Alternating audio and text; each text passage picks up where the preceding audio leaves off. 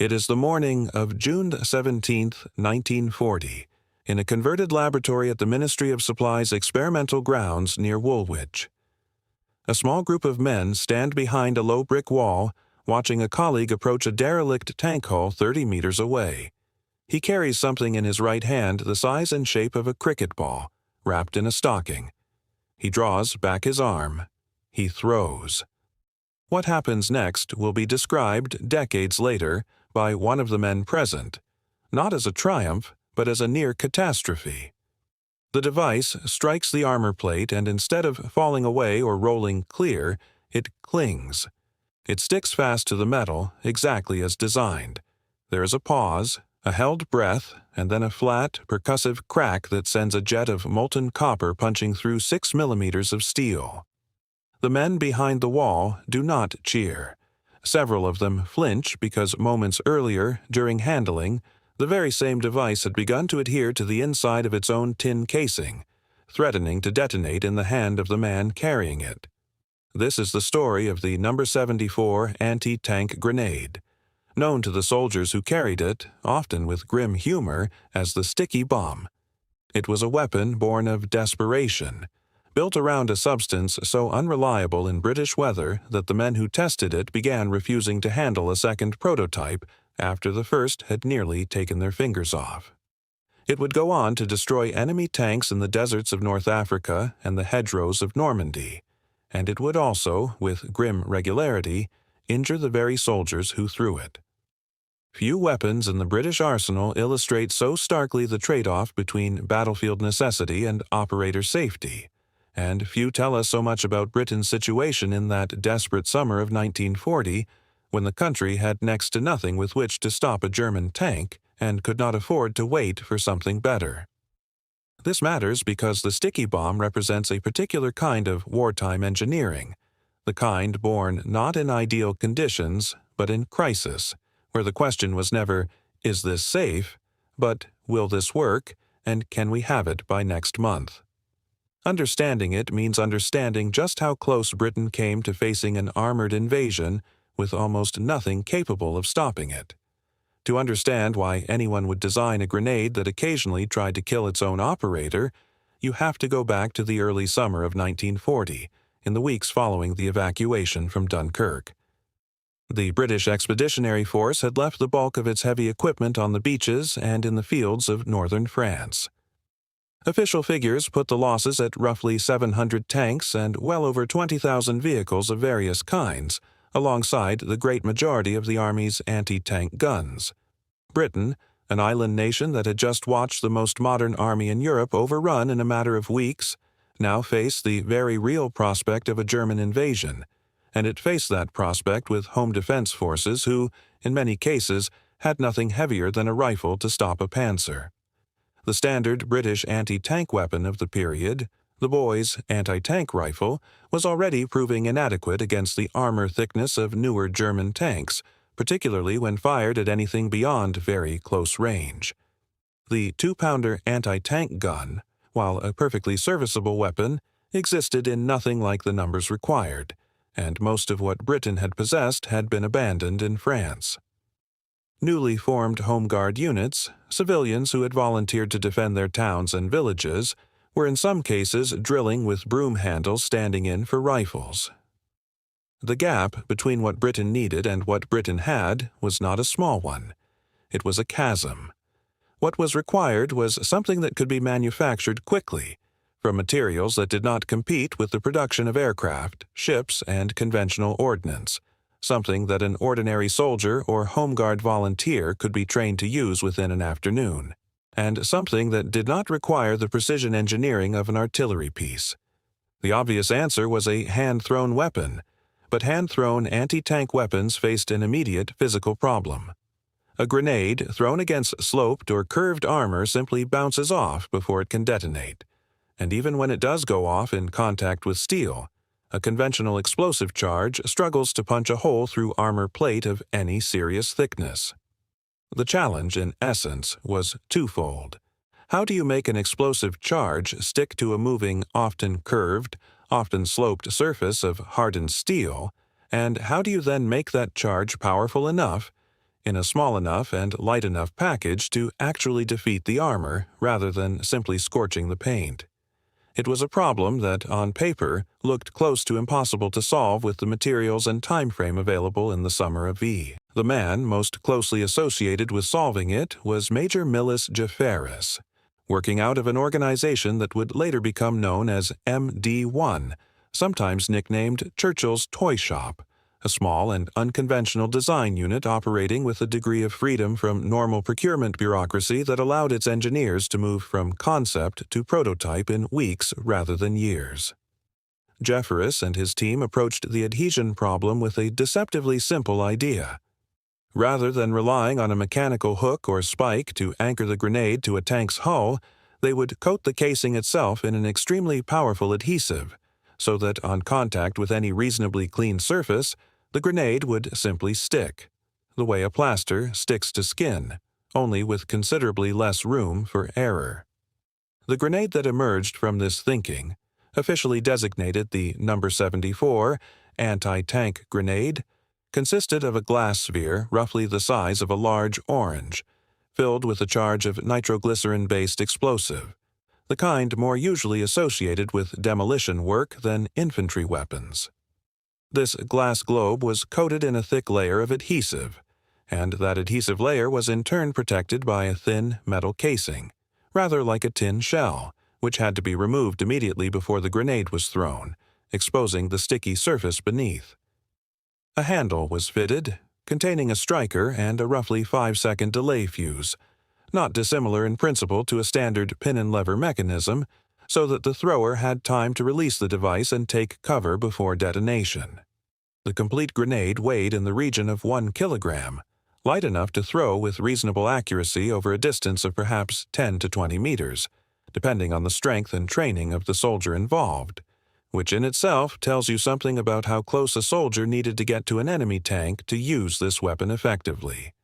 The detonation itself worked on contact, the explosive charge in the glass sphere going off directly against the armor plate to which it had adhered, and against thinner armor in the region of 6 to 10 millimeters. The resulting blast could indeed punch through, sending fragments of molten metal and pressure into the crew compartment beyond. Imagine, for scale, the force of a sledgehammer blow concentrated into a space no larger than a tea saucer, repeated almost instantaneously, and you have some sense of the violence involved at the point of contact. The problem, and it was a serious one, lay in the adhesive itself. The glue used was effective, almost too effective, when conditions were right, but it was notoriously unreliable in damp or dusty conditions, the very conditions a soldier crawling through mud or sand toward an enemy tank was likely to encounter. Reports from trials and from the field describe the casing sticking to clothing, to webbing, to the inside of storage tins, and, on at least one well-documented occasion during early testing, to the hand and uniform of the man attempting to throw it, a circumstance which understandably did little for morale among the men asked to carry the weapon into action. It was this unpredictability, this sense that the grenade was almost as likely to adhere to its user as to its target, that led several of those present at the early trials to refuse outright to handle a second prototype, an episode that has since become something of a dark legend among historians of British wartime weaponry. Manufacture took place at various ordnance and Royal Arsenal facilities, with the delicate glass spheres requiring careful handling during production. And although exact wartime production figures remain difficult to pin down with certainty, given the patchy state of surviving Ministry of Supply records, estimates suggest that several million units were produced over the course of the conflict, making it, despite its flaws, very far from a rare or experimental weapon. If you are finding this interesting, a quick subscribe helps more than you know. In actual combat use, the sticky bomb found its most documented service not in the defense of Britain itself against an invasion that never came, but in the deserts of North Africa, where British and Commonwealth infantry facing German and Italian armor sometimes had little else to hand at close quarters.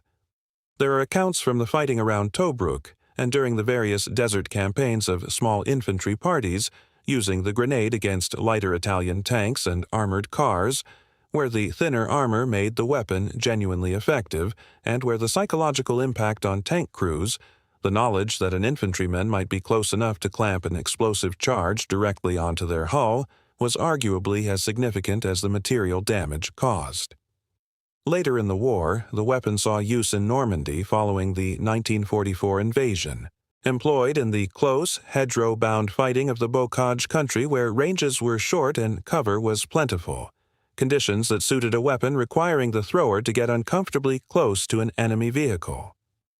Specific, unit-level accounts of confirmed kills using the number 74 remain relatively sparse in the official record, partly because successful anti-tank actions in chaotic close-quarters fighting were not always attributed to a specific weapon with precision, and historians today are generally careful to distinguish between the grenade's documented issue to units and harder evidence of its battlefield effectiveness, which remains less complete than one might wish. When set against the equivalent efforts of other nations, the number 74's strange combination of ingenuity and hazard becomes clearer still. Germany, dealing with broadly the same problem of infantry anti-tank capability, developed shaped charge weapons such as the Haftladung, a magnetic hollow charge device that adhered to armor via powerful magnets rather than adhesive, a solution that sidestepped the gluing problem entirely but introduced its own limitation, since magnets are useless against the increasing amounts of additional armor and anti-magnetic paste. German tank crews themselves began applying later in the war specifically to defeat such weapons. The American approach largely bypassed sticky or magnetic grenades altogether in favor of the bazooka, a rocket-propelled, shaped charge weapon that allowed infantry to engage tanks from a genuinely safer distance of perhaps 50 meters or more, a design philosophy that, with hindsight, proved considerably wiser than asking a man to walk up and physically attach an explosive by hand.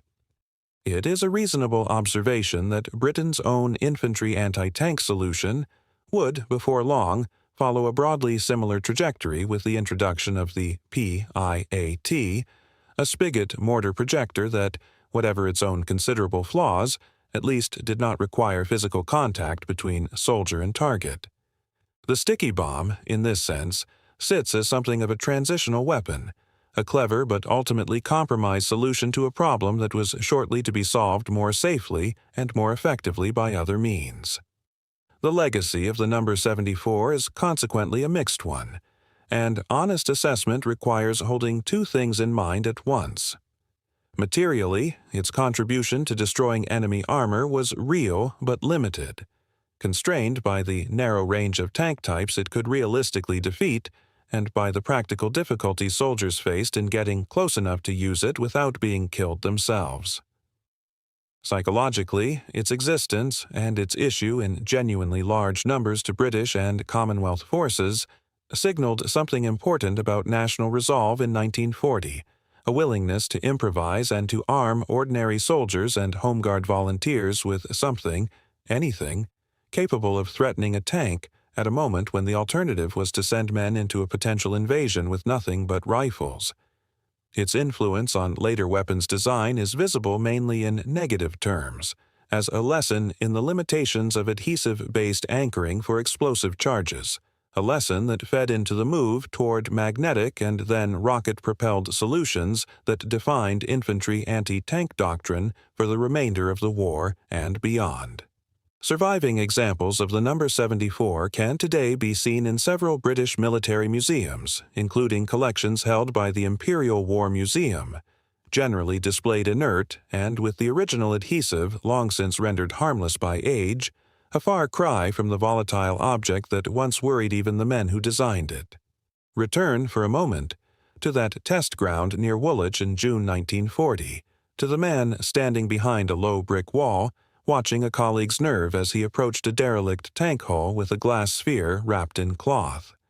That single moment captures something true about the whole story of the sticky bomb, a weapon conceived in genuine desperation, built at extraordinary speed by men working without the luxury of extensive safety trials, and handed to soldiers who had little choice but to trust that the glue would hold the enemy's armor and not their own sleeve.